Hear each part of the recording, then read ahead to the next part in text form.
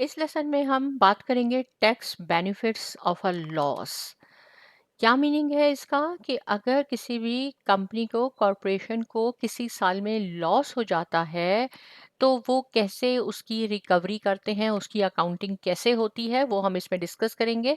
मैंने यहाँ पे लिख भी दिया है कि this lesson will explain the income tax benefits that arise from a loss. अगर लॉस हो जाता है कॉरपोरेशन को तो इनकम टैक्स लॉ क्या कहता है।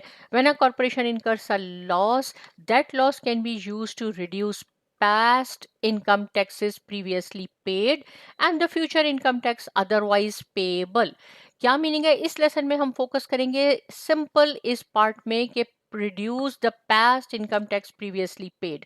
अगर लॉस हो जाता है तो प्रीवियस ईयर्स में जब आपको इनकम हुई थी उस वक्त आपने क्या टैक्स पे किया था, उसकी रिकवरी हम सीखेंगे। फ्यूचर को हम नेक्स्ट वीडियो में डिस्कस करेंगे, लेकिन सिंपल आपको समझाने के लिए मैंने यहाँ लिख दिया है कि a taxable loss arising in a year can be, suppose ये 2023 में अगर कंपनी को लॉस हुआ है तो कंपनी इसने पहले पिछले 3 सालों तक आप जा सकते हैं।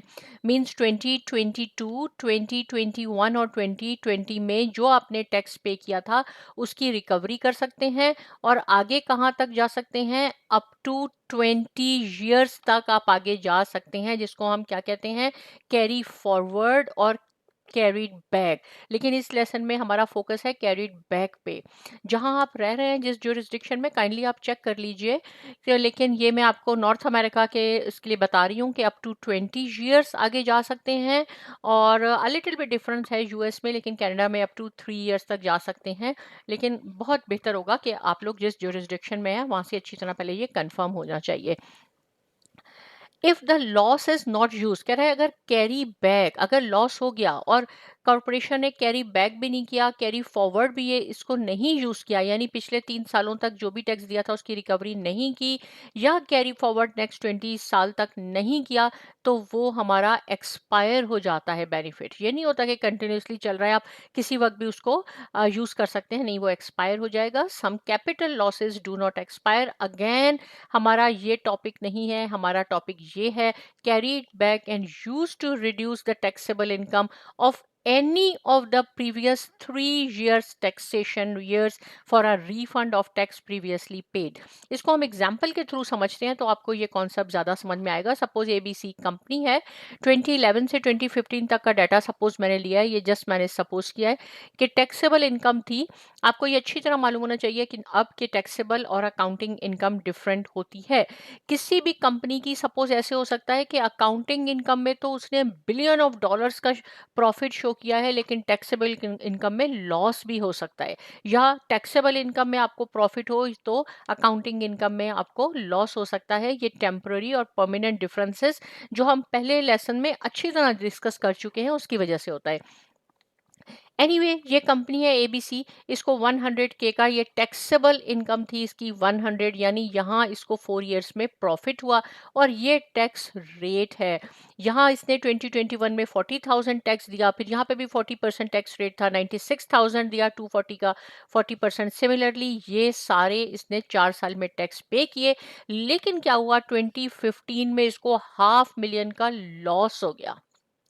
अब क्या करें, ये हमारा पॉइंट है कि जो पिछले साल इसने टैक्स पे किया था, पिछले साल कहाँ, कितने साल पीछे तक जाना है अपने, 3 साल तक। तो 3 साल ये हो जाएंगे ऐसे 4, 3 और 2, यहाँ तक ये 3 साल हो जाएंगे। राइट, यहाँ जो इसने टैक्स पे किया था वो हम रिकवर कर सकते हैं, लेकिन किस अमाउंट तक कर सकते हैं, 500,000 तक, 500K तक।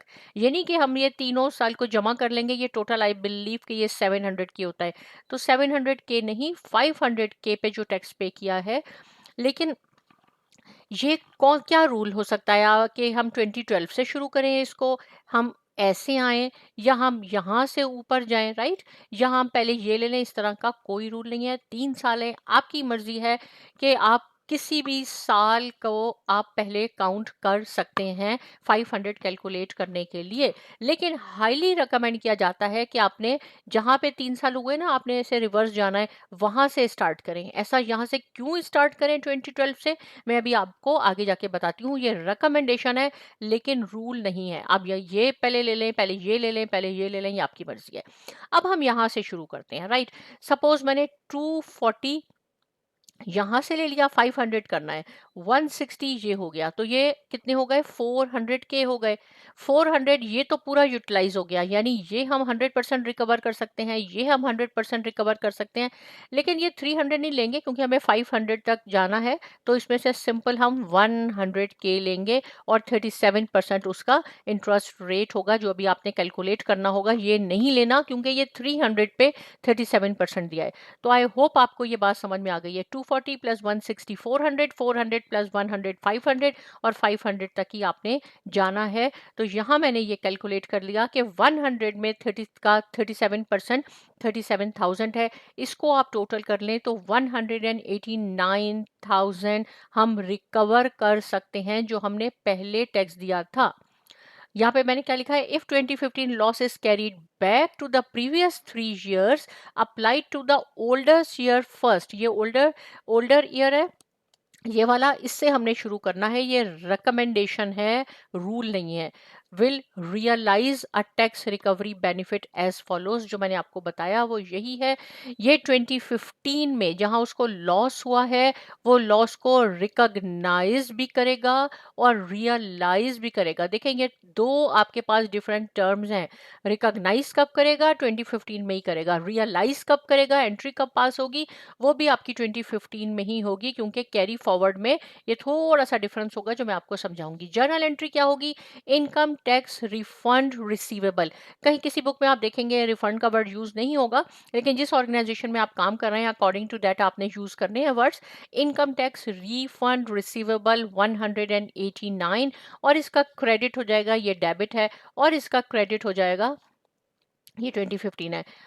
इनकम टैक्स रिकवरी एक्सपेंसेस 189, जो हमने पहले पे कर दिया था एक्सपेंस, अब वो क्रेडिट हो रहा है। और ये क्या है, statement of comprehensive income, right. ये वहां हम लिखते हैं, या किसी बुक में सिंपल लिखा होगा इनकम टैक्स रिकवरी, या लिखा होगा प्रोविजन फॉर इनकम टैक्स। ये मैं आपकी आसानी के लिए बता देती हूँ ताकि आपने कंफ्यूज नहीं हो ना। तो ये अब एक सेम, बिल्कुल सेम चीज है। कैसे आपने एंट्री करनी है, इनकम टैक्स रिफंड रिसीवेबल, ये कंपनी को रिसीव हो जाएगा। और जब रिसीव हो जाएगा तो क्या एंट्री हो जाएगी, कैश 189,000, और ये जो इनकम टैक्स रिफंड रिसीवेबल है ये आपका क्रेडिट हो जाएगा, ये क्लोज हो जाएगा अकाउंट। सिंपल हो गया। लेकिन एक पॉइंट यहां आप देखें कि यहां इसने 2012 में 40% पे किया टैक्स, यहाँ इसने 37 पे किया था, और ये अमाउंट हमारी 300 के थी प्रीवियस। अगर हम जाके मैं आपको दोबारा दिखा देती हूँ, ये हमारी 300 पे इसने 37 दिया था। क्योंकि ऐसा तो कोई रूल नहीं है कि आपने यहाँ से यहाँ आना है, राइट, डाउनवर्ड आना है, लेकिन रिकमेंडेशन है कि ऐसा करना है। तो हम अगर इसके लिए रिकवरी मैक्सिमाइजेशन स्ट्रेटेजी अगर अप्लाई करें, ये एक टर्म है, उसका क्या मीनिंग है कि आप मैक्सिमाइज कर लें। हमने तो 189 कहा ना कि हमें रिकवरी हो जाएगी, लेकिन अगर मैं कहती हूँ ठीक है 2012 ये तो काउंट नहीं होगा क्योंकि ये 3 साल में नहीं आ रहा, ये 3 साल आ रहे हैं। यहाँ हमने 40% दिया, मैं कह रही हूँ मैं इसको पूरा यूज कर लेती हूँ, यहाँ मैंने टैक्स ज्यादा दिया था। और ये जो अपना 300 के है, इसमें से कितने रह गए, 260 रह गए, क्योंकि हमें 500 के पूरे करने हैं। तो 260 मैं इसमें ले लेती हूँ क्योंकि यहाँ मैंने टैक्स ज्यादा पे किया था। तो 260 का 37% हो जाएगा 96,200। तो इट मींस कि अगर मैं ये रिकवरी मैक्सिमाइजेशन स्ट्रेटेजी अप्लाई करूं तो मैं $192,200 रिफंड करवा सकती है कंपनी। जब मैं या हम कहते हैं तो इट मींस कि हम कॉरपोरेशन की बात कर रहे हैं।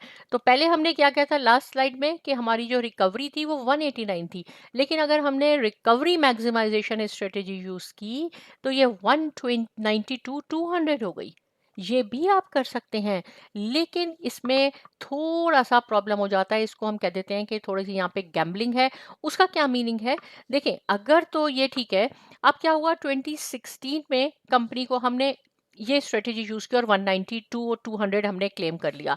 2016 में कंपनी को प्रॉफिट होता है, फिर वो हमने पे कर दिया, और 2017 में कंपनी को फिर लॉस हो जाता है। जब हम वापस जाएंगे 3 इयर्स तक, 2016 पे गए, 2015 पे तो ऑलरेडी लॉस था, ये तो हमने आधा यूज कर लिया था, इसमें सिंपल 40,000 रह गए थे, और हम यहाँ तो जा ही नहीं सकेंगे, क्योंकि ये तो हमने अप टू 3 इयर्स तक बैक जाना है।